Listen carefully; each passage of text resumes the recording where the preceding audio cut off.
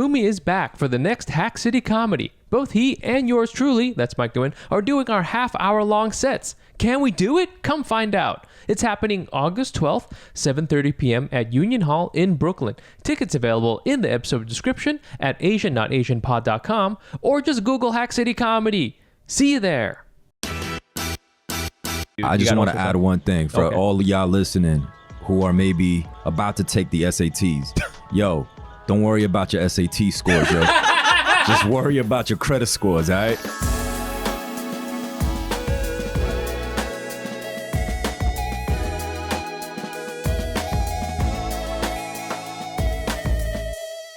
And welcome to Asian Not Asian, the podcast where really cool, well-adjusted Asian people don't make jokes at all at their own expense. We never do that, right, Jenny? No, I'm so confident and I love myself. Oh, man. That made me feel funny in my stomach. So, yes, welcome to the Asian Not Asian podcast. My name is Mike Nguyen. I'm Jenny Arimoto. And it is a beautiful day, a warm July in New York City. We're coming at you from Canal Street Market. And we're here to have a lot of fun. Very quickly before we start the podcast, if you are listening to this on your iPhone, take a screenshot of your phone, post it on Instagram, tag us at Asian Not Asian Pod. And if you're on Spotify, go ahead and hit follow so you can always stay up to date with the latest episodes. And if you're watching this on YouTube, you know what? Do you, okay? I'm not going to even tell you what to do on YouTube because you know what to do on YouTube, all right? You've been doing this since you were just knee-high on your father's lap, and you were watching YouTube because he didn't want to play with you. So you know what to do on YouTube. Nay high. Says nay high, lassie. Yeah, it is great. We're also going to do a quick Patreon shout out. We haven't done that in just a minute. But we've been backing up. So we want to do that, and Patreon, for if you guys are curious, is the best way to support the podcast. You can give us any kind of donation there, and then we can use that for all sorts of stuff. Let me tell you this, okay? Because we haven't been pushing Patreon in a while. Oh yeah. But now I want to do this Patreon where if we can get a few more subscribers, Jenny and I, we're going to Red Lobster. We're going to Red Lobster. We're going to Red Lobster. My first time. I've never been. You know, right? That's why we're going. You've never been. Yeah. And as you all know, to go to Red Lobster, you need thousands of dollars. Yeah, it's expensive. So expensive. These days. Those Cheddar Bay biscuits are insane. Mm-hmm. So if we can get if we can get a few more subscribers, we're going to go to Red Lobster. We're going to be posting that content onto Patreon, and we're going to be doing all sorts of fun stuff on there. And you can check us out on Patreon at patreon.com/AsianNotAsianPod.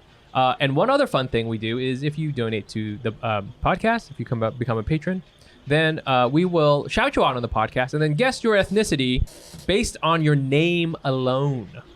And we're incredibly good at it. We're so good at it that it has become our full-time jobs. Yeah. That is what it's taking up a lot of time. So much time. Oh my gosh. Just names coming in and us guessing, and we got to file an expense report related to it, right? Yeah, it's so much paperwork, actually. it's a surprising amount of paperwork. Yeah. For this, I had no idea. You don't know until you start getting into the name guessing business. I thought when I got into the name guessing business, it was just me fun and games, and we're gonna be like, oh, what's that? This guy's Mexican Chinese. Yeah. But no, it's mainly PDFs. Yeah, a lot of PDFs, lots of decks. Craziness. Okay, that's good. So let's do this. We got one here today, Kyle Chang. I would say a classic name. Yeah, you think so? Yeah, Kyle Chang. Yeah. Yeah. Okay. I don't know. See, now we have our little age gap showing here. I think. You don't think Kyle Chang is a normal name? I feel like I'm not saying it's. Yeah. Go ahead. I'm thinking that this person is Chinese, and they were a nerd in high school, but they are so cool now. Whoa. Like they had the glow up? Yeah, they had the huge glow up. They are like, they have like a cool beard. You know what I mean? Yeah. Like it's like really cool, and I don't know, they like everyone. All of a sudden, everyone's like at the 10-year high school reunion. They're like, "Wait, Kyle's so hot." Dude, who's that guy over there? Dude, Yeah, is or that like I forgot his name, but I think his name was Kyle, and he's That's really not hot fucking now. Kyle. Yeah, Kyle the nose chain. That's not him. yeah, That's amazing. exactly. That's him. God. Yeah. Okay. All right. I like that. He is a glow up Chinese dude. Mm-hmm. That's what I like. Coming at you out of Palo Alto High School. Pally. They call it Pally. Is that what they call it? And that's like local. Yeah, I used to swim there. No, you didn't. Yeah, Palo Alto High School, Pally. Pally. Was it a really nice pool? Yeah, really nice. I can imagine. So nice. It's like an apple pool. It's just like Olympic style, like gorgeous, wealthy people Right. pool. Yeah. Is it an Olympic size pool? It's like a 50 meter, you know what I'm saying? It might 50 have meter been. long pool? It might have been. There are a couple down near that area that are at high school pools that are for like Olympic size. Holy fucking shit. Kyle. God, I didn't know you had that kind I of didn't money. know, Kyle. You were destined to be hot. You have money. This is what could happen to you if you get become a Patreon. We give you a shout out and we will give you an immense backstory. Okay, you were a weird looking middle schooler. Now you're hot. Yeah. You used to swim, and now you're rich too. You Yeah. see this? See this? Congrats, Kyle. Get on there. And again, go to patreon.com/agent-on-agent-pod. This white guy's looking at us and it's freaking me out. Okay, so okay, and we're gonna start off the show finally by asking each other what kind of Asian you were this week. Jenny, what kind? I was gonna say, why don't you wanna go first? Oh, okay. Yeah. Me? Okay. Yeah. What kind of Asian were you? This week I was a patriotic Asian. Patriotic Uh-oh. Asian. Uh-oh. In this economy, Mike? That's In disgusting. this economy? Are you kidding me? With the way inflation's going, Yeah. this kind of. Yeah, I was out, and I was out of New York City, and I was in the small town, and they had a 4th of July thing. They had a 4th of July celebration, and of course there 4th of fucking July is now I'm referring to the terrible things that happened over that weekend. But before I was aware of all that, I was at this 4th of July, and I definitely feel like, I don't know, if you're at a 4th of July and you're not like putting everything into context, it's a weird holiday now. I think it used to be like, oh, fireworks, ha ha ha, but now it feels different. Yeah. And on top of that, this little town I was in, I would say politically was actually very mixed. But there was one Trump supporter guy, and I knew that this town did have that. And I was just sort of reflecting on it. And Trump supporter dudes, because he had a truck and he had the big flag on it. And I always wonder why you never see a Nissan Sentra with a big Trump supporter flag. Probably because it would slow him down too much and he wouldn't get good gas mileage. Yeah. Or you never see one of these big raised trucks with a flag, like a big old flag. It's always like a Trump flag, or like don't tread on me. Right. Why you never see like a big flag of Beyonce? You know what I'm Right. saying? Get a personality is what I'm saying. And it just felt, it was that kind of thing. But you know what? I was like, I'm an American too, and I get to, talk about America the way I want to talk about it. It's not just about big flags and raised trucks. Okay? It's also about wearing neckties with shorts. That's me. Yeah. Okay? That is That's you. my vibe. And I'm going to represent. That's what America is about. Okay? So I am. I was a patriotic American Asian this week. Okay. Yeah. Jenny. Interesting. Yeah, Jenny. What about you? I was going to talk about 4th of July, but I'm going to actually talk about, I just remembered how I was a masquerade Gen Z Asian. That basically means I hung out with 2 Gen Z people, Okay. friends of the pod, Emma Choi Oh, Emma. and Sabrina Wu. Wow. We went to go get dinner, and Can I say very quickly that whenever I see like stories of stuff like that, I'm just like, I have one of those things where I'm proud of y'all because I just love seeing community. oh yeah, But yeah. I'm also like, dang, I wish I could have some of those dumplings. You know what I'm saying? I'm a little sad like you guys are sharing. Were you those jealous? dumplings. I don't want when to you say. saw? I wasn't say jealous, but I was just like, it was like bittersweet. Yeah, that's what totally. I I would say. have But FOMO continue. all the I'm time. sorry. Yeah. But it was very fun. But my takeaway is both of them are very young. They Yeah. are like either have just graduated or about to graduate from college. And let me just say, I'm firmly millennial, and I am really impressed with this generation. And maybe this is not true. I'm just talking to two very adult, mature, Sure. like confident Yeah. people.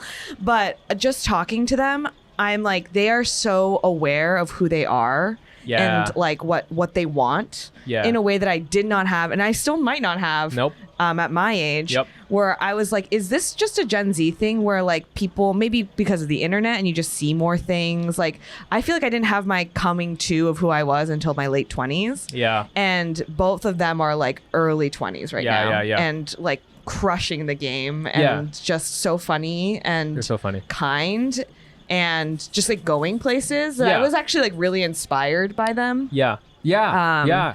But yeah, I was also kind of jealous. Like, I wish I had a better sense of self at that age. Like, I didn't start comedy until 25, 26. Right. So I wish I wish I knew myself so I could have done it earlier. Yes. And like been in that community earlier. I don't know. I just had a moment where I was like, this is very cool. I wonder if this is a Gen Z thing or just a them two thing. I think it's probably both, but I do think there's something to it because I remember, I'm more like an exillennial. Yeah. You know what I'm saying? Yeah. And so whenever those like think pieces that used to come out about like how millennials are ruining the brunch industry or where the fuck Right. it is, like, oh, we're We've spending ruined so every much on industry. avocado. Yeah. Like, I feel the tone for those kind of think pieces with millennials was very look at these lazy kids who are not doing the thing, right? Right. And there was a lot of shit talking about millennials. Yeah. Which, hey, sure, yeah, we suck. I don't know. But I don't see those same headlines for Gen Z. Yeah. I see Gen Z headlines as like they're marching, they're pissed. Yeah. They know they are going to have to deal with all sorts of like really big things, Right. and they're very aware of it very soon. Yeah. And I Yeah. think there was a level of, for millennials, optimism in that, like, if you do the right things, if you go to school, if you go into Yeah. debt, it's fine, it'll pay off. Yeah. And the pendulum swings to the other side for the next generation, which is like more somewhat negative, but maybe more realistic A little view more of the pragmatic, world. I think. Yeah. I where agree. you like are just more aware, whereas Yeah. we were like, starry-eyed, like, Yeah, things are- we can change the world. We're gonna change the world, and we're gonna like live in our camper vans. Yeah. and you know what I'm saying? Exactly. We love traveling and avocados. Yeah, But yeah, I don't know. I don't know. To meet people who are 10 years younger than you, so self-assured and like so funny. Something know. about that is both, stokes a lot of jealousy in me, but also inspires me. I am a little jealous. I remember one time I just had this weird like memory like pop up over a little while ago where somebody was like somebody had asked me in college what would be like a greatest job you'd ever have, and I remember saying, oh, I would love to write for The Simpsons. Yeah. I remember that. I was like, oh, it'd be really cool, but I immediately like just shelved that away. Yeah. And I was at the age where I knew I wasn't going to be a doctor already, but it just wasn't like one of those things. It was like, oh, why not just say I'm going to become a astronaut ballerina? Right. You know what I'm saying? It's so impossible. It's so impossible. It's just so like It's not a crazy. thing. Yeah, Yeah. exactly. Whereas I think now they have more of those options. Yeah. And so they're going to be, Yeah. I think going to be. I'm excited Doing to it. see what happens. I know. Although I am jealous of them. Mostly I'm jealous. You know who else I'm jealous of? Who? Our next guest. Wow. Our guest, look at that An smoothness. The incredible smoothness. transition. The smoothness of this transition. That's what I do, baby. Wow. The I smoothness didn't know of that this. you were jealous. That's what we'll be getting into today. Yeah, we'll be getting to it. So our guest today is a content creator. Renaissance businessman is how I'm going to describe it. Whoa. Also, guy from Queens, I think is a big one. All right, give it up right now for Jaeki Cho. Woo. Yo, what's up? going on? What's up? Thank How you you for doing? having me. How you doing? Yeah, I'm good, man. I think you guys were having an amazing conversation just Were before you? you introduced. Well, I want you to up in this. Introduce me, yeah. I want you in this. I mean, I felt like the fact that you said about Gen Z having so much more self-awareness, I agree with that. But I also feel like millennials had to crawl so Gen Z could walk. whoa. I what I'm agree saying? with that. Yeah, right? Because Yeah. like we had to like get those shitty think pieces. We had Yeah. to bear with all of that. We had to figure out like, yo, going to college doesn't really help. Right. Yo, You know? yeah. For Gen Z to be like, okay, cool. Like according to the theories that the millennials have already done, Right. and based on these hypotheses, like, yo, Where did that like we hypothesis- figure this shit out now. Yo. So, you know what I'm Totally. saying? I Like, agree. Yeah, I see Yeah. that. Yeah. Yeah, do you got because you do a lot of content stuff. Are you doing a lot of interacting with Gen Z? Are you noticing some of those? It's funny that you mentioned that they're way more self-aware Yeah. in terms of their presence and their how they represent themselves on social media. I think another way to put it is that I feel like Gen Z all have burner accounts. Oh yeah, word. Like multiple burner accounts. Right. Yo. You know what I'm saying? So Like they're just smarter at exactly. online. Yo. So like they would just kind of like comment like whatever hateful comments that they want to drop, they use their burner accounts.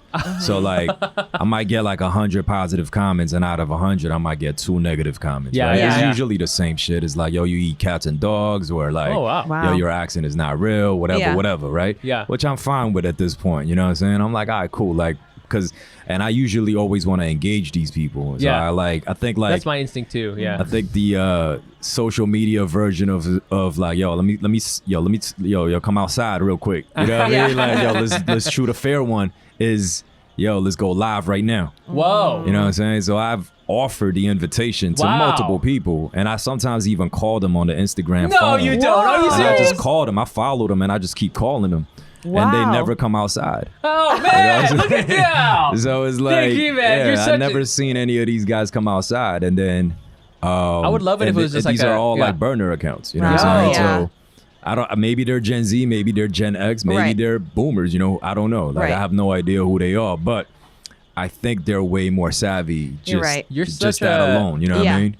That's such a Queens approach to doing social media. Do you know what I'm saying? You turned like social media into like rolling up on someone at a parking lot. You just like was good, you know? I mean, yeah, like I just want to have a conversation. I feel like I feel like That's the most threatening thing I've ever heard anyone say. Misunderstandings, you know. So we just want to resolve the No, situation. I know. Yeah. Totally. Listen, let me just tell you something, Jakey. If you came up to me, you're like, "Hey, man, I just want to have a conversation," I would shit my pants and I would run away because I know you're gonna beat the shit out of me. I'm not a violent person. You know what I'm saying? That's what a violent person would say. I'm a student of Buddha. You know what I mean?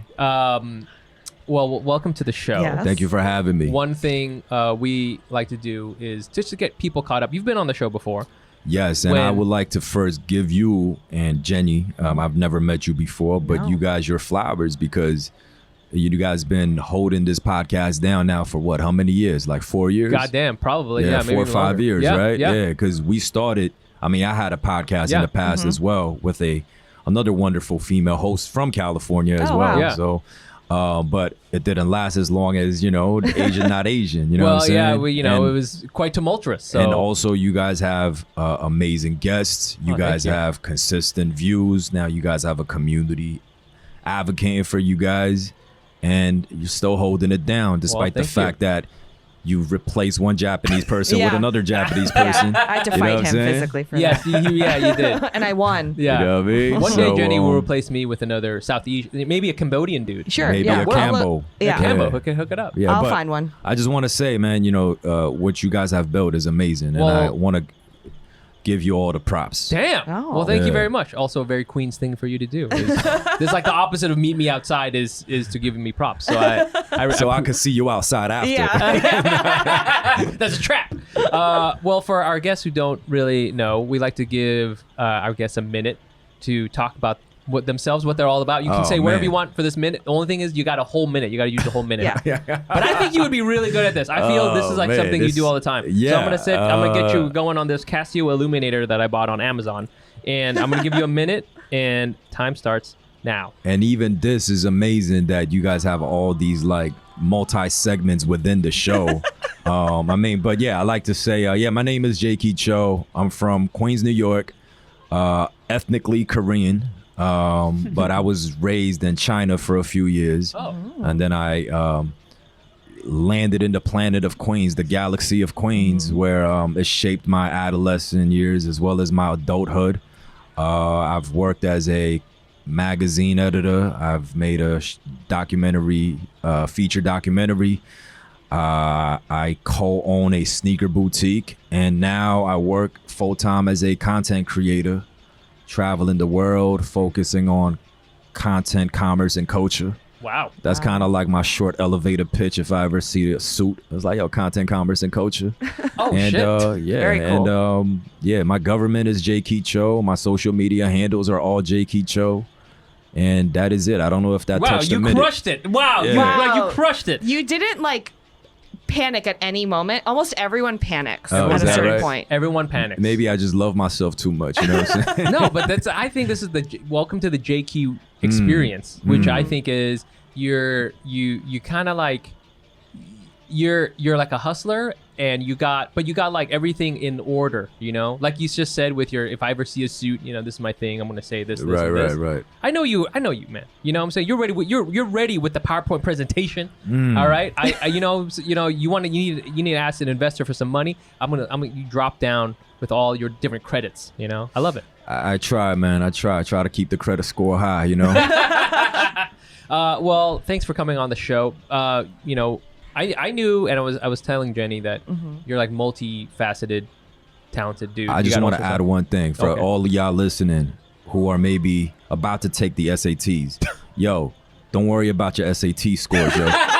Just worry about your credit scores, all right? You know what I'm saying? You don't need to get that great. 800 on the reading or the math on the SATs. Yo, just make sure your credit score is above 800. Yo, heard? dang, Yeah. that is so true. Yes, but sorry to interrupt. No, I wish they had credit score on the SAT. That would I be. wish, I hope so too. That would be fire. Yeah, I feel like, if you kind of start, I wish all Asian parents start off their kids with a credit card when they're toddlers. Yes. So by Yeah. the time they hit high school, there's already like 805, you know what I'm saying? Just ready. I got a nephew, and he's like 13, and he's at the age where he's really getting into sneakers. So, and it's cute and it's cool, and I have to say that I probably had more to do with that than anyone else.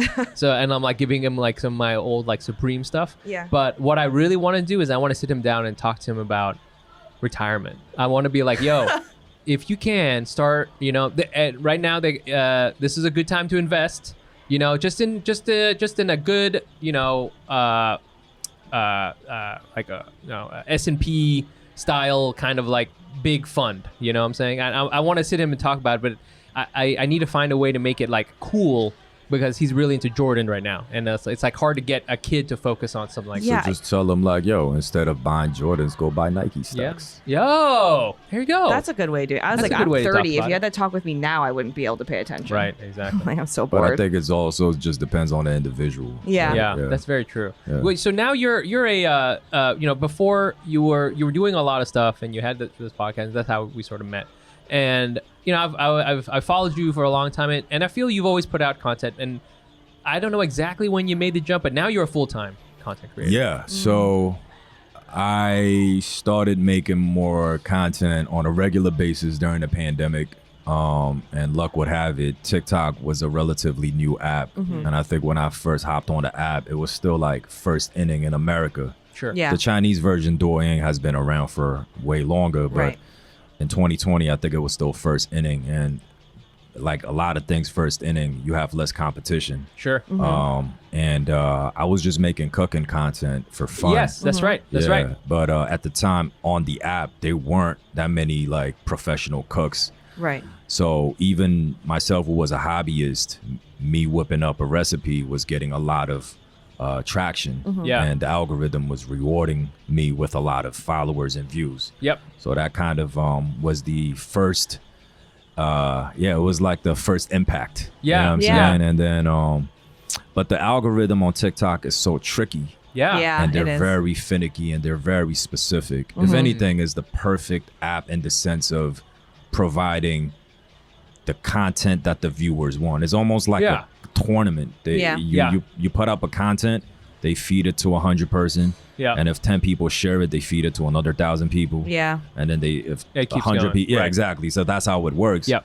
So, yeah, I mean, initially I was getting on a good wave, and then as soon as like the BLM stuff started popping off, and you know I had my piece to say, my elbow started to get a little, you know what I'm saying? training up, It started to have a little bit of it started. It wasn't working as it did like Right. maybe when I was just making food videos. Right. You Right. know? But then, so from there, you know, at what point were you like, oh man, you know, I'm gonna start doing this? Because like, I feel it's in your wheelhouse, because you're like a media person. You know, you made a documentary, you did all these things, but to do, I feel content creation it makes sense for you. I feel, but to make that jump, I think is always like kind of it's a big shift. I feel, you know, like Yeah. I think the impetus or the moment that I felt like, yeah, I want to do this full time is when I started working with this my business partner now. His name is Brian Lee. He comes from the YouTube world as a behind the scenes guy. So he's used to manage Dumbfounded, Anderson .Paak. He worked for a company called Maker Studio that eventually got acquired by Disney. Yeah. And he comes from a media background, and he has like the executive brain, but also he has the brain of content. So he was just kind of giving me advice, like, yo, this is what you should do. And we started talking more and more. We started building a rapport during the pandemic, just on the phone, like hopping on weekly calls. And he was just like, yo, I think you should do this full time, dog. Damn. And and it kind of like triggered something in me, because I think everything that I've done thus far, like a lot of these projects that I've done, I was very hands-on, but a lot of times I was more so the behind the scenes guy in a lot of these situations, whether it's a store, movie, whatever it may be. And I think there was always an inner desire for me to kind of really anchor the ship the way that I want to. Where kind of step in front of the camera a little bit there. Yeah, but also like really just doing everything that is in the benefit and interest of me instead of rather for somebody else. You know what I mean? So, and I thought like, okay, this is like something that I could do, where every minute that I put out, that I invest in, it has a direct impact on, what I do. Yeah. Right. So, and so I just thought that it was a great opportunity, and I didn't have any sort of reservation about doing it. So it was like, all right, boom, what I'm saying? Like we gotta go. So yeah, so I decided to go full time with this year, actually. That's January of 2022. That's crazy. Wow. So it's been about 7 months now. Yeah. How's it going? Yeah, how's it been? Yeah, I mean, it's luckily I was able to work with some great brands that's keeping the lights on. Yeah. You know what I mean? Paying rent on time. Amazing. But yeah, there are definitely challenges, because you're going from collecting a steady check from multiple sources, because I also had like a little agency that I was consulting and all this stuff, but to like you're reinvesting everything you make into building the business. Right? Like I have 2 very strong staff members. I wouldn't say staff, they're more so my colleagues, right? People that are on the team that's working with us now. And like all those investments, like I've been traveling a lot, and all of that is coming out of my own pocket. Right. So yeah, it's a lot, but I feel very fulfilled on everything I'm doing. So good. Yeah. Is there I know you've only been doing full time, quote unquote, for since the beginning of the year, but anything like real surprising that you've, because I feel whenever you do something like this, you have an idea of what it's going to be like, but then once you start doing it, you find out it's actually something else. Like if you were like, I hear a lot of times from chefs, like you think it's going to be about cooking, but really it's about washing dishes. It's like stuff like that, right? That's a good point. Like is there anything like that where you're like, damn, I'm doing a lot more of this than I thought than this, or anything like kind of surprising in this journey? I mean, everything's kind of surprising, but luckily I haven't found many surprises. Yeah. But if anything, now that I'm doing this full time, I have to be way more strict on myself about guarding my time. Yeah. Like, because every minute that I spend has a direct impact on what's going to happen to me next month. Yeah. So as a result, like if a friend wants to go out, or if like and a brand wants me to come out to an event, I have to be very selective. And that's not necessarily because I feel like I'm above other people or I'm trying to distance myself from people. It's really allocation of time has become like the biggest concern for me. Yeah. You know what I mean? Because also like I'm not 22 anymore. Yeah. Like I can't be out 2 nights in a row and then have the same productivity on the third day. These will be all weird. Yeah, for you sure. know what I mean? And like my gut is getting larger, the waist size and the suits are not fitting the same. So I have to allocate time to hit the gym. Yeah. My jawline is disappearing. what I mean? So Jawline's very important yeah, as a metric. jawline is very, very important. So that's why like I got the facial hair, because this is like the cheap plastic surgery for men. Yes. You know what I'm saying? So yeah, it's a lot of those type of thoughts. As a comedian, it's you turn your life into jokes, right? Like your experiences into jokes. Yeah. And sometimes when I'm doing stuff, I'm like, oh, I can turn all these different things into content, like, you know. And sometimes I'm like, you know, do I want to do that? You know, for example, I don't really have photos of my son on Instagram or anything like that. But partially it's like, that's just my own thing. Not yet. Yeah, I know. Yeah. But I could very easily be like, man, there's so much stuff happening that I could turn into content. But I don't want to go down that route. But do you find it sometimes where you're out, you're doing something, and you're like, oh, I could turn this into content, you know? But then there's like another part of you that's like, well, do I want to do that? I don't know if you ever kind of walk through that. I get what you're saying. Yeah. Like, it's definitely the former for me. Like everything I see, this is content. Yeah. Sure. You know, because I feel like sometimes I feel like Jim Carrey in the Truman Show. Yeah, there you know go. what I'm saying? It's just like, and I feel like a lot of content creators, influencers, YouTubers, they kind of go through the same thing, right? Yeah. It's just, you're basically putting your whole life out there. And like, at what extent do you shave certain things off? You keep certain things behind a closet? Like, you know, to what extent do you put everything out there? Right. Yeah.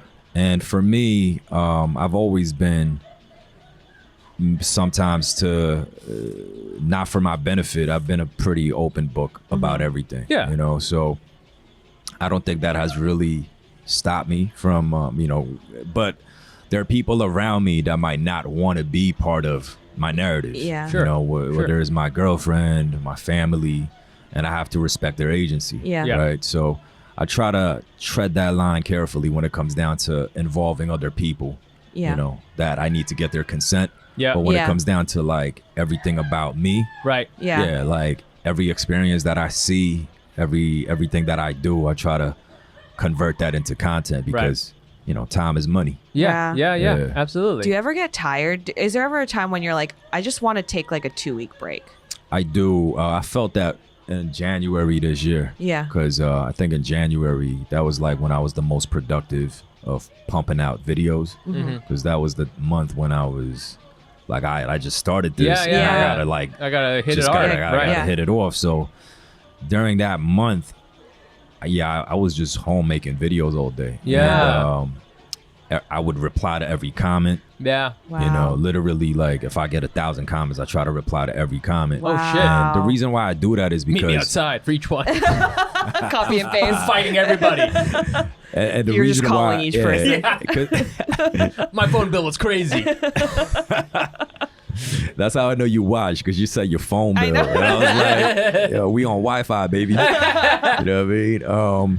Nah, but you know, and so yeah, I would spend significant amount of time dedicating my life and, you know, everything into this. And yeah, it did kind of made me not want to look at my phone. Yeah. You know what I mean? Yeah. It does burn you out. Yeah. And that's when I was like, okay, cool. I need to actually create some sort of a structure, because with this type of, now it's definitely an occupation, right? Now there's actual like fintech companies that are trying to invest into this market because they feel like in 5 to 10 years, like your grandma, your grandson, your nephew, they're all going to be content creators. Whoa, it's actually going to be a booming economy of its own sort. So, but yeah, I think of, you know, this wave of early adopters, they need to figure out a way that there's structure to this. You know what I mean? Because this is like a type of job where you could literally be working all the time. Right, exactly. Sun up to sundown. As soon as you open your eyes, you're on your phone. Yeah, exactly. You're taking a shit, you're making comments, you know, like so. I see like the TikToks that are like, you know, I switched to freelance because I wanted more freedom, but then you realize once you switch, you have to work more. Now you're working, because like everything could be more work. Right. Like you could be doing more things and making more money. Exactly. So it's actually like sometimes more stressful. Yes. 100%. Yeah. Way more stressful. If you're, if anything, you're like doing way more work. Yeah. Yeah. Exactly. Well, you know, is there anything that you're finding that's really, you know, because you're talking about the algorithm kind of shifting all the time. So are you finding that one of the things I really liked you did was about the Korean stone beds. That was amazing. I thought it was so cool. It was just like informative and it was fun, and that it was just like a cool thing. Are you finding that you also have like kind of this whole thing with Righteous Eats, which is tell me a little bit about that. Sure, yeah. So regarding Righteous Eats, during the pandemic, I started making content about cooking, but as I mentioned, I'm not a professionally trained cook. And by the time a lot of these professionally trained cooks or restaurateurs got on the app, I just knew one, it was never my place to be an authoritative voice in the art of cooking. And two, there's only finite of recipes that I know as a hobbyist, right? Yeah. So I just knew it was okay, I can't keep making this type of content. So I've always been an appreciator of the cultural diversity that Queens has, right? And as a result of growing up in that environment, I would say that I was exposed to a wider palette of food earlier than, or not even earlier, but more so than a lot of people. Could. Yeah. Just because it's not like in California where you actually got to drive to certain areas to try certain things. If you don't want to get stuck in the 1 hour LA traffic from Koreatown to, I don't know, Culver City, you're just going to stay in Koreatown. Whereas in New York, everybody has to take the subway. So you're already going to smell that rotisserie chicken when you are passing by 103rd Street and Corona and on the 7th train. You know what I mean? So yeah, I've always had an inquisitive personality. So I tried a lot of food, and what I've realized during the pandemic is that a lot of these eateries, they weren't getting government funding. The government was writing checks left and right for all these restaurants that were getting impacted, that had a clean book. A lot of these eateries, unfortunately, they don't, because they're immigrant owned and operated. Some of them might not have paperwork. Their staff might be getting paid under the table. So for whatever reason, they weren't getting the government support. Sure. And two, media wasn't necessarily showing them a lot of support either, right? Because, a lot of these major food publications, the editors are based in the more high foot traffic areas, where actually, let me rephrase that. They're based in areas that they frequent, which is in Manhattan and parts of Brooklyn, right? So a lot of these restaurants that I don't think they already have a corporate PR comms team were getting the type of looks that they that they were getting even before the pandemic. So I felt people within the community had to step up to just kind of show love to some of these eateries. So that's how Righteous Eats started. I just paid the food out of my own pocket. I reached out to these folks and just wanted to get access to the kitchen and just show them who they are. And also, I wasn't a huge fan of let me rephrase that. I didn't think it was in my position to just try the food and comment on whether it was good or bad. That wasn't in my position to do that, right? Yeah. Because everybody says, liking something is subjective, right? Something that I like, you might hate it. You know what I mean? So what I just wanted to do was just highlight the spots that I liked already. And that weren't getting the love that I felt like they deserved. And it was during the pandemic to help uplift them. So I wasn't going to go in there and say, yo, let me get a free bite I could put you on my blog. You know what I mean? I was like, nah, let me just go in there, pay for the food, ask if the owners are around. Because another thing that I noticed is that a lot of these, first generation POC folks, whether it's because of the language barrier or whether it's the cultural barrier, they're not really put in front of the camera. You don't really hear from them. You kind of hear the food they do, and then wow, it's so good, and then they move on. So I didn't want to just make it about the food and the spectacle of the food. I wanted to make it about the people behind the food. So I started that off, and when luckily some of these brand checks started coming in, I figured that, I can't keep running this by myself on my own channel. Because also, the way that social media works as a creator is that it's about value add. Yeah. So if you're doing food content one day and the next day you're doing some fashion shit, next day you're like making a dance video, it's going to confuse people. Yeah, that's what I do. Right? Yeah. So and that's what I do too. Yeah. So I figured out, okay, cool. When it comes down to this highlighting restaurants and eateries, let me just start a separate channel so we could just fully dedicate our time into that only. Yeah. And we have a great partner and colleague, Rob. We started working together maybe about 3 months ago, and he's been helping to grow the channel, and he's a big foodie himself. We just been working together on building that particular segment of, So that's what I wanted to kind of close out the question. I was started like 8 minutes ago. Is there like stuff that you're finding, okay, this is like kind of a little bit more of the, you got the food thing. Is there like another like niche area that you feel you can kind of dominate? Because I think you're like a very like, I'm proud of being from Queens, and you're always kind of like repping Queens, and you're doing you're like showing a lot of Queens stuff. So like, which I mean, I've lived in New York for 12 years. I don't know shit about Queens, because I'm a fucking gentrifier. So like, I want to, do you find that this is the kind of content that is working for you, or is there, other things? Yeah. I mean, you got to start off with what you know best, right? Yeah. So I know the borough of Queens really well. So that's why I wanted to highlight it. And also it's part of my identity. Also, because they say that in terms of per square feet, in terms of like cultural diversity and the amount of languages being spoken. Yeah. Queens has the highest concentration of ethnic and cultural diversity in the United States. And I come from that world, and I've always considered myself or at least I aspire to be a global citizen. You know what I mean? Not in the sense of like Mos Def saying like, yo, I don't need a U.S. passport. I mean, or Yassine. Let me rephrase that. Let me correct that. He goes by Yassine now. Yeah. Yassine Bey. So yeah, like in that sense, I wanted to put that out there more.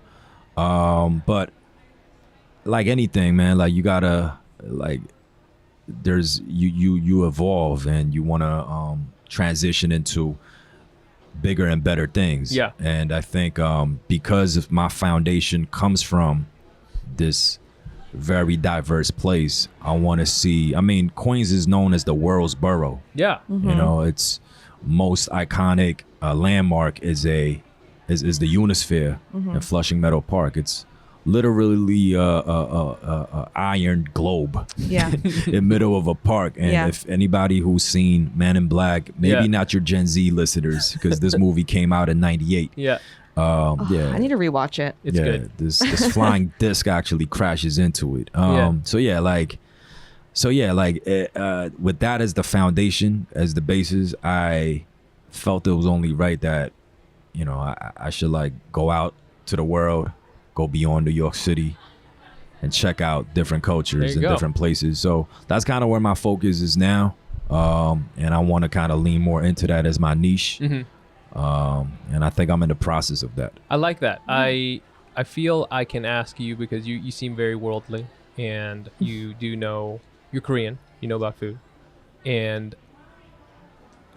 does that just come along together? You Korean, you definitely know about food. Sometimes is that like a prerequisite? I sometimes think that Korean people have an especially good attenuation with food. I think. Because I actually think Korean food is I'm surely going to offend people, but I think Korean food, in my opinion, is very complex. I think. Yeah, but all food is complex. I don't think so. All culture. Yeah. I don't know. Yeah. I don't know. Okay. Some food is less. Well, I think there's more going on in Korean food. I'm going to put that down. Okay. I'm going to get some haters. I'm going to cancel you. Fair enough. Yeah. Yeah. But I wanted to ask you, there's like several H marts in the area, like the tri-state. Right. All city. H Mart is all city. Yeah. Which one is the best one? Because my wife and I, for us to go, sometimes it's honestly easier for us to go to the one in Yonkers than the one in Queens because of like some weird traffic thing. Yeah. Where do you guys live? I live in Bed-Stuy. And by the way, ladies and gentlemen, I don't work for H Mart. H Mart has never cut me a check.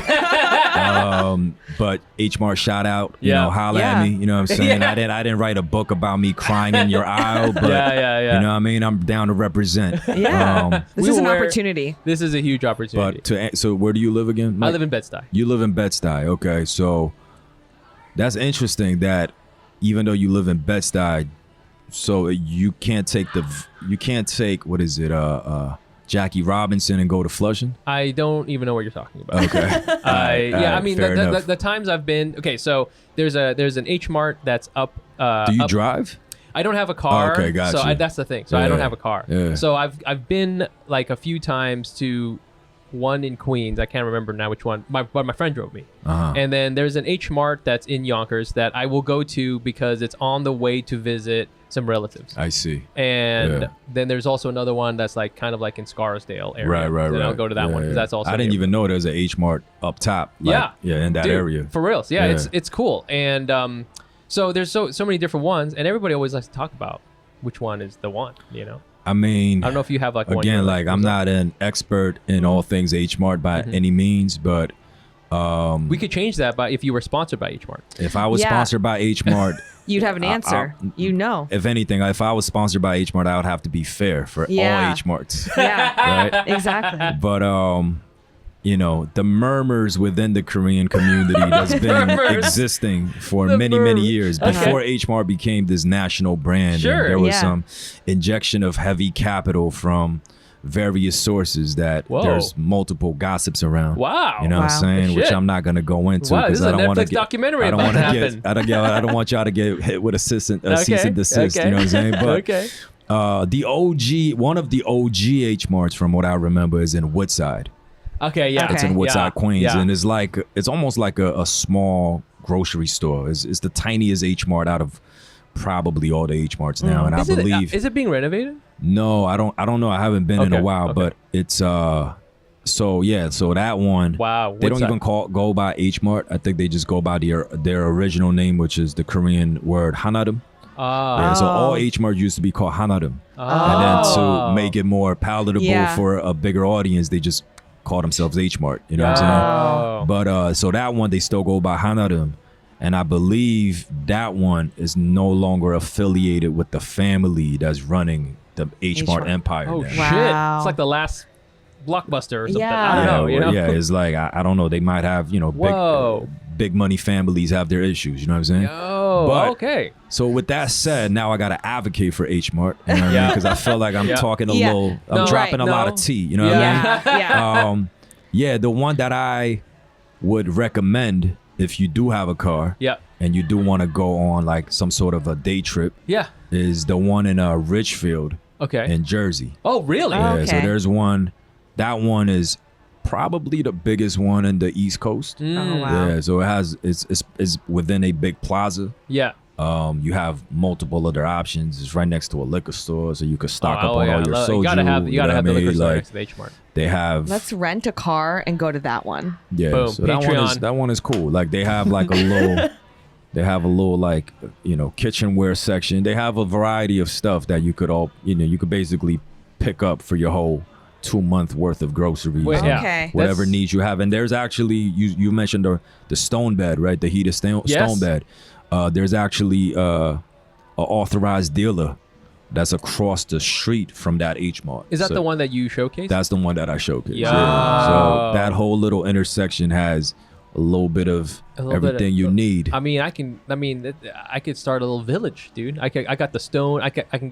What kind of car will I need? I need mad groceries. Basically, your Korean American Sim City. You know what I'm saying? Oh my God, yeah. I need. We're so washed. We're so like Sim City and shit. Like, they're like, yo, what the fuck is a Sim City? What the fuck is a Men in Black? Who the fuck is that?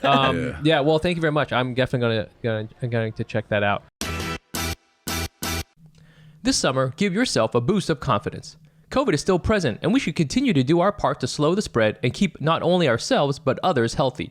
The CDC recommends vaccines for everyone 6 months and older. COVID vaccines for those 12 and under are given in a lower, smaller dose for younger children. So go ahead and enjoy your summer. Find vaccines near you at vaccines.gov. #WeCanDoThis. Paid for by the U.S. Department of Health and Human Services. This is a tricky thing to talk about. Personally, as a man, as a dude, and I'm talking about my hair. Yes, I have hair, okay? I'm sensitive about it. I wanted to find a treatment for hair growth that took into account my whole body. Neutrophil is the #1 dermatologist recommended hair growth supplement, clinically shown to improve your hair growth, thickness, and visible scalp coverage. Neutrophil's hair growth nutraceuticals go beyond genetics to multi-target the root causes of thinning, including stress, hormones, nutrition, metabolism, aging, and lifestyle through whole body health. Physician formulated using natural medical grade ingredients, Neutrophil's drug-free patented technology provides consistent, reliable results without compromising your sexual health. Hey. In a clinical study, men showed progressive improvements in hair growth and thickness after 3 and 6 months. Neutrophil is also trusted and recommended by more than 3,000 top doctors. You can grow thicker, healthier hair and support our show by going to Neutrophil.com/men and entering the promo code ASIAN to save $15 off your first month subscription. This is their best offer anywhere, and it's only available to U.S. customers for a limited time. Plus, free shipping on every order. Get $15 off at Neutrophil.com/men, spelled Nutrafol.com/men, promo code ASIAN. Thank you for coming on the show. We're going to switch gears just a little bit. And actually, do you want to talk about the Japan news? Thing? Yeah. Well, not much other than, well, the prime minister, the old prime minister, Abe, was shot and assassinated. Yes. And I think we were like, we should probably talk about it. Yes. I don't know how you guys felt or went to see the news. I'm Japanese. So when I will say, it was so shocking. Just because like there are truly no guns in Japan. Yeah. So to hear that there was a assassination done by a gun was just felt a sawed-off shotgun, well, homemade. Right, yeah, that guy homemade. made his gun. Yeah. Exactly. So that's like what was. So it just felt unreal because it's like something you don't hear about. But then Plus, it was in Nara. Yeah, it's It just was all like in a across the quaint, board. Very. small Oh, was it like a little small town? They have deer there. You feed them. It's beautiful. Does he have like bodyguards and shit? Yeah. Oh, he does. But I'm assuming like I don't know anything. This is just me guessing. But because guns are so not a problem, I don't think security is kind of dealt with in the same way in America, where you're kind of constantly thinking about how you can get shot. Well, I mean, also I feel, he's not in office right now, right? Yeah. It was like, but he still had security, I think. Yeah, I'm sure he still has security. But I feel like that was the other thing. I don't know enough about this person, but it is like, it's political assassinations. Yeah, that's some like 1978 type shit. That's the other. I think maybe that's what it was. Like, it's also, you don't just, especially in Japan, you don't hear that doesn't happen. The last time I believe somebody in Japan got assassinated was in the 60s, right? Oh shit! Wow, And it was with a knife. Oh shit! Yeah, it's usually knife violence. It was with a knife, right? And this Korean dictator Park Chung-hee, who reigned the country for about 16 years, he got assassinated in the late 70s. Oh shit! By his right-hand man. Damn! Wow. See, that's what I'm talking about. That was with a gun. That's what I'm talking about. Like you mentioned, like in East Asia, like the concept of a political leader getting assassinated with a gun is such a foreign concept to us that when I heard that news, I almost couldn't believe it. Yeah, exactly. And then also like the graphic image of him laying there with blood gushing out. Yeah. That was also like a jarring image. Yeah. Have people been talking about, is this guy like the assassin? Is he like Japanese or whatever? Korean. Yeah, exactly. Have people been saying? Oh, really? Because I feel that could start spinning up. Isn't he Japanese? I have no idea. The gentleman who the alleged right assassin is of Japanese descent, and I believe he actually served in the Imperial Army. He did. Shit. Well, actually, no, it's not the Imperial Army because that's not the term. That's not the That's not the term. Army. Yeah, The Defense Force. Forces. Defense Force. The National Defense Force, because Japan they don't have an technically army. don't have an army. Right, exactly. But Abe was a proponent of reinstating an army. Oh, he was a relatively right-leaning gentleman he's more who right-leaning. didn't say a lot of kind stuff about some of its neighboring nations. Yeah. You know what I mean? Dang. But also the longest serving, so that means that he was very popular with the people. Right. True. But yeah, I don't know. It's very weird. It feels like the things have been off. I mean, just in the world. Just a little bit. Just kind of Just a everything tiny is bit off. Yeah. So when I read that, I was like, whoa, this feels another thing that feels But very I also off. feel like the world has always been off. That's Oh, true. good You know what I'm point, saying? dude. It's just Yeah. that we have so much more influx of information Yeah. coming at us on Yeah. a daily basis. Like, you know, people just get fed so much info do. Yeah, on I know. Twitter. Stuff. Right. It's You know what I'm saying? constant. It's from like, yo, rest in peace to James Caan. To Right. like, Yeah. Paulie passed away. Yeah. And then Abe passed away. To like, yo, did you see this funny TikTok video? Right. You know what I mean? Yeah. It's just like, Or like the person we're canceling today or whatever it is. The Yeah. constant flow of information is just so much that I felt like we're being overwhelmed. I It really agree. is. And then also, I think maybe the exhaustion is that you have to have a POV on everything because you're getting all the information. Right. So like you need Mm. to, like, when a tragedy or something happens, you have to have a stance. You're Yeah. expected to have a stance. And you know what? Sometimes I'm not on my phone. Like sometimes I'm not looking at everything. Exactly. I don't know a lot about Like I certain didn't things. listen to Juice WRLD's music that much. So Yeah. I didn't really Have have nothing- an opinion Yeah. when this young man passed away, unfortunately. Yeah. Right. But with Abe, yeah, I have a lot of opinions Sure. about who this guy was. Oh, so shit. I could chime in, right? So Right. it's just like, yeah, like just pick and choose, you know what I'm saying? Like you're not an expert in everything, dog. No, man. I'm not an expert No. in anything. You know what I mean? Yeah, no, just find your stone bed and like make some sweet content. out of that. 100%. Yeah. The And more, that's your thing. the more you learn, the more you know that, yo, you don't know shit. Yeah, exactly. See, once again, You know what I'm Jakey, saying? with all the Queen's knowledge you're dropping, dropping on us all the time. Yeah, I mean- I have no opinion on this. I mean, not because I don't know. So That's how I feel. I haven't read enough I of don't have an anything opinion. to No. like really have anything It's important to interesting say. because, you know, I think in Japan he was a beloved leader by many, but in the marketing term for that region is APAC. So I'm just gonna say APAC just to sum it up. Yeah. Or East Asia, like Yeah. yeah, not a lot of people. A lot of people in nations that were at one point, you know, forcefully attacked Yeah, I was by gonna say, Japan. colonized. Yeah, Per- they perhaps weren't. where They weren't the- really too fond of this guy. You know what Yeah. I mean? But because he said stuff that ruffled the feathers of a lot of Koreans, like Yeah. he kind of Yeah. denied the whole thing with the comfort women situation, which is shit. a hot topic in Yeah, South for Korea. sure. Yeah. And the shrine, which all Yeah. Japanese prime Yasukuni ministers, shrine, yeah. it basically is a symbolic shrine that Yeah. commemorates the passing of all the imperial soldiers that were participating in the war, right? So for the people that were affected by the war, Yeah. they're like, yo, like Yeah. you're Right. acknowledging the fact, you're acknowledging that what y'all did was okay, Right. but within the Japanese context, it's just like, yo, this is just part of our tradition. Yeah. Right. Yeah. Right. yeah, So yeah. it just kind of becomes a topic of like, yo, who's wrong and who's right. You know what I mean? Woo. Yeah. So yeah. That's for another Instagram account. Yeah. But rest in peace. But rest in peace to this gentleman. You know what I mean? He passed away. Jakey, Yeah. once again, that was the You most know? threatening, nice thing I've ever heard anyone Hey, say. man, You know what I'm you saying? Hey, know- rest in peace, okay? It's, Yeah. Pour one out for this guy. oh my you know? God. All right, well, we're going to go and check out some voicemails, and we got a voicemail box. We'd love to hear your voice. We love getting voicemails from our fans, and we love to hear what kind of Asian you were this week. But you could do anything. You could talk about, if you have a question for us, if you want to ask about if something's Asian or not Asian.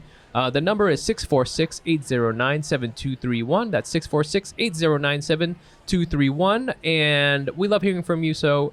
Don't be shy. Here's one that we've got going on, and this one is not too long, so hang on. This is Caleb here. Just wanted to say this week I was a Yes Man Asian. And, well, I guess for those who don't know, the Yes Man's a movie where the main character has to say yes to every single prompt or every single question or request that is asked of him. And more than a couple of instances this week, it's like just first easy example is that my friend had like issues with his dog and they were supposed to be out of town, and within like a 2-hour notice he called me and was like, hey, we need somebody to watch our dog, and I said yes. canceled all some other plans that I had. Another instance is I casually mentioned to my new doctor that I was trying to lose weight, and he recommended this prescription. And without even second guessing or looking into it myself, I'm like, yeah, sure, I'll try this new prescription that I've never heard of. Sure. So my question that I want to pose is it Asian to be a yes person, just to like casually and politely say yes to every request or prompt that you're given? Thanks. Really love the show. Oh, interesting. Yes, A question. A question. Yes, man, Asian. I think this is an interesting one. Yeah. So this person is saying yes to a bunch of things. Someone, the doctor recommending something here, or friends asking for this, and saying yes. I have some thoughts on it. I want to know, to Jenny, what do you think? Well, okay, I can start. I think I am a yes man. Mm-hmm. Yeah. Mm-hmm. Like a people pleaser. Yeah. And so I do think there is something about that is maybe Asian. Mm-hmm. Like my parents were definitely the ones who molded me into being kind of people pleasery, or being like, you got to do the things you're told to do because that's what you're supposed to do. Like you're, especially when I was younger, it's like you're young and you don't know anything. That's why you like listen. You have to follow directions. So I do think there's a part of it that is Asian. Also maybe about fitting in. Yep. And being accepted and succeeding. Yeah. So I would say part of it's I think Asian, and I had to like go to therapy to figure out how to not be people pleasery. So have you gotten better at being a no person? Yeah. Like I think for a long time I thought that if I said no, I would be disliked or I wouldn't be welcomed. Yeah. And I didn't realize that if you have boundaries and you're not allowed in that space, it's probably a space you don't want to be in. Yeah. But it took literally therapy for me to get to that point to understand that. Yeah. So I used to like burn myself out because I thought I have to say yes to everything. Yeah. And help everyone, and then like not worry about my needs. Like my needs come second to whatever other serving thing. Whoever else's needs. And it took therapy for me, like, oh no, I need to be comfortable in understanding what I need and say these are my boundaries. I can't always be helping people. And if that community or the person that you're with doesn't accept your boundaries, then you don't want to be there. Like the agency of not having to do everything was like something I had to learn. And that was like very recent that I learned that. Yeah. Like last week probably. Yeah, like right now. Just now. You're literally right now. Just now. As I was talking, I was like, whoa. Oh shit. Yeah. And then she gets up and leaves and quits the podcast. Okay, bye. Yeah. How about you, Jakey? What do you think? You don't seem like a yes man to me. Yeah. I'm trying to I think the part that you mentioned about parents, I think it also depends on the depending on the Asian culture you're from, because when you're saying Asian, it encompasses a lot of different cultures and countries and race people. I think in Japan and Korea, South Korea, I don't know what's happening to our cousins up north. Sure. I think it is also kind of like this whole cultural expectation that the nail that sticks out get punched in. Yeah. You know what I mean? So you're not supposed to be different. Right. Or it's not encouraged that you to be different, that you fall in line. And, we because our parents specifically come from that cultural background, I think it is also kind of instilled in them to put that on us, that you do have to fall in line, where you do have to fall in order. And it just kind of molds us, where influences us to be more of a yes man. Right. But, all of our personality is different. Like, I personally, that's not my personality. So I think maybe that's why I always kind of stuck out. Yeah. I was the nail that did stick out. Yeah. So, I don't think it's necessarily there is a bigger cultural factor that enforces that. Yeah. But at the end of the day, it is each individual's personality. Yeah, I think that's so fair. I think it's like a combination of both. It's not just one or the other. Yeah. It's not mutually exclusive. Yeah, I think that's fair. I think for me, I don't know if I'm always a yes man, but I'm always like a well, for a while when I moved to New York, I actually made a rule of saying yes to everything because I felt that was the way to get more opportunity. So anytime anyone did asked me to do anything, I'm not. When the wave comes in, you got to roll the boat. Exactly. You know what I'm saying? Yeah, there you go. Wait, why do you always say stuff like that, Jakey? Got the fortune cookie What do you lines always have ready. to say? What do you know what always I'm say saying? shit like that to me? You just like you're like a fortune cookie if a fortune cookie smoked a ton of weed first. And then you're just like rode the boat up. What the fuck, Jakey? Yes, I think that's exactly right though. And only recently have I been like, I gotta like protect my time. I got time for this shit. If you want to do this, whatever, I wish I could say yes to more things, but there's only so much time you got. Exactly. Yeah. You got to turn it into money. You got a seed, man. You got a what? You got a baby. Oh yes, I've got a seed. Yeah, see, there you go. Yeah, See, I've never heard anyone call it baby seed. So there you go. You gotta let them grow like a plant. You know what I'm saying? Like, That's beautiful. Jakey, stop it. I literally thought you were saying seed funding, and I was like, for See, what? well, he probably is talking it is a about seed that. funding because that seed is eventually gonna give him some ROI. Yeah. You know, whatever that investment is. Exactly. Oh my God. Maybe baby content. Just kidding. Yeah. Don't do it. Don't do Baby it. content.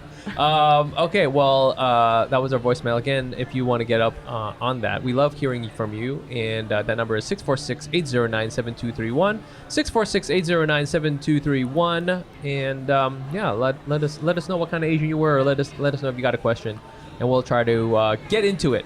And then we're just gonna play our last game here. It's the Asian Not Asian game, where we're just gonna talk about a couple things, some nebulous platonic ideals that have floated up during the podcast, and we're going to talk about if they're Asian or not Asian. And I with the human fortune cookie, Jaeki Cho. And the first one here is this Asian or not Asian? Content. Is content Asian or not Asian? Content? Yeah. Yes. Wow. Is it like to be or not to be? Yeah. Like, Yeah. like wow. Makes you think. Yeah. Some Carl Jung shit. What's going on? Like, Yeah, dude. Is content Asian? Content, or is Asian or not Asian? I think content does have has a lot of Asian tendencies. You know what I'm saying? Like, I think especially East.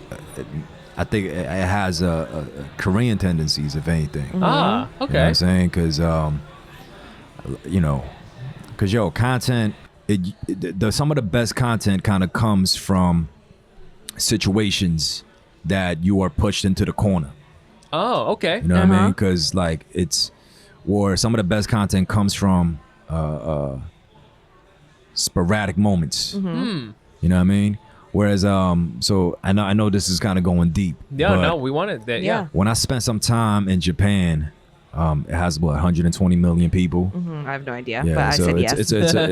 so they say Yes, man. that. So they say that the threshold for a population to be self-sufficient is 100 mil. Oh, okay. You know what I'm saying? Yeah. And China has obviously like 1.6 Yeah. bill. You know what I mean? Yeah. Yeah. It's a lot of motherfuckers out there. So what happens in a population like that is that they don't need outside resources for them to be self-sufficient. I see. So Yeah. what ends up happening to the people is that they become very confident.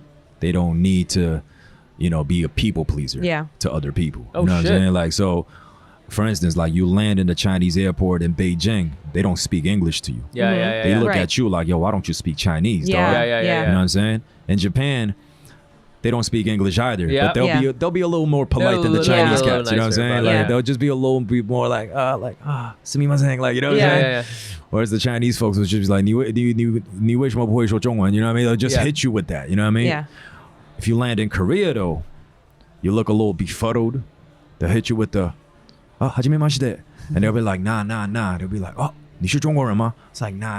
It's like, do you speak English? You know what I'm saying? Like they're like, they need to figure it out I because see. it's a small market, smaller population. We need those external resources to come in. Oh, we shit. need y'all to spend the money. Yo. You know what I mean? So as a result, that's why Korea was like, yo, K-pop, we got to put that shit Yeah. for Gotta free put it on out there. YouTube. Yo. You know what I'm saying? Yeah. It's like, whereas Japan was like, nah, yo, we got the Oricon chart. Yeah. We don't need to put this shit on YouTube. Yeah. If anything, Japan just started putting their music on iCloud. I mean, Apple. Like, On it was Spotify. like way later It than was the so other late. Yeah. like Korean market. Sure. And in China, they don't care. Like, they really we don't. got all the market Yeah. in this Yeah, we country, are the in market. our own Right. country. Yeah. So we don't need anything. Like, we don't need American recognition. Whereas Koreans are like, yo, Yeah. BTS is huge, but yo, are they Grammy huge? Yeah. Yo, Parasite is big, but are they Oscar big? Yeah. You know what I'm saying? They need to get that external confirmation. So that's why in Korea, there's a whole concept of soft power because, yo, the country is a small country. That's why you don't have enough resources. You don't have natural resources. So what you have is brains. That's our resources. That's why, yo, we got to pump out this content. Yo, damn. Wow, that was a journey. That was the most I circle that shit back, though, master's dissertation Yes, answer. seriously. I connected the dots. I mean, you're like a conspiracy Okay, theorist. well, the yeah, like, literally, universal I was like- mathematics all connected. Boom, It's just boom. like, oh, boom, boom. You know, you're seeing the patterns in the air. You Yeah. know, you're like, you just like, oh, well, you can see here from the number of squirrels that are migrating out of Yellowstone. The content of, But you with know. all that said, though, yeah, that's why I feel like content could Wow. be Asian. Yo, That was was incredible. really good. Specifically South Koreans. Because literally, if you heard what my brain was thinking, if you had asked me, I would have been like, it's not Asian because you show too much of your personal life. Yeah. And that's not too Wow. Asian. Yeah, too loud. And that's literally what too loud. I would like my first thought is like, See, just that's like why the you guys step. are comedians. Because we're so dumb. No, it's because we you didn't guys put together the 'cause- fucking no, dots. because you guys are natural orators who could convey a thought in a very concise form, whereas Especially me, I had to one- fucking write a dissertation to get to a point. You know what I'm saying? Well, you know, I mean, we're very good at putting together a very concise thought, especially when it is incorrect. Yeah. That's the key. No, I have so much adulation for comedians. Wow. Or Wow. anybody who has the courage to go on stage to try to entertain an audience just by talking shit. I have a lot of I think comedians are some of the smartest, and they should be celebrated more. Jaeki, thank you so much. I was going to do another one, but we don't have enough time. yeah, we don't have to do to. another Sorry that 20 minute that I was like 10 minutes No, late. that was great. Yeah. No, that's My not it. That was apologies. not it. That's great. Everything's great. So thank you so much. Where can our fans find you and your work? Like I said, I'm an open book. My government is Jaeki Cho, Jaekicho. Yo, if you work for the Internal Revenue Services, if you work for the government, don't look me up. You know what I'm saying?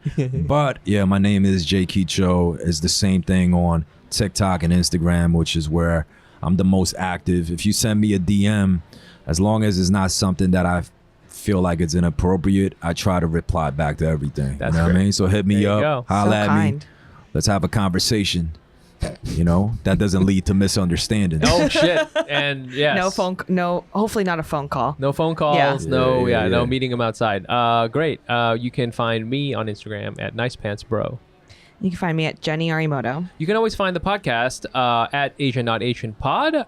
Please again check us out on Instagram, on fucking other things, on Patreon, all sorts of stuff. And don't forget, we've got a stand-up show. It's the second Friday of every month. The next one is August 12th, and that'll be me and Fumi, and we're going to be doing our half hours, and we'll be talking shit and being artists and being very wrong, but it'll be fun. I think it'll be a lot of fun. Please come through.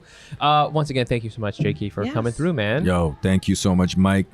Pleasure to meet you, Pleasure Jenny. to meet you. Boom. That's appreciate it. you guys. Bong That's bong. it. And Peace and blessings. pizza. But yes, okay. What is the thing you do? What is the thing you do? Oh, I put the two fists together. Yeah. Where did you get that from? I just made it up. Wow. I love I mean, it's like yin and yang, you know what I'm saying? It's the Yeah. balance. It's about harmony. Yo. It's about coming together. Okay. That's But it's what also all the about. fist because we did it during the pandemic era. Yeah. Oh, yeah. yeah. I like So, that. Yeah, All right. Okay. Well, we'll see you next time, guys. no doubt. Bye.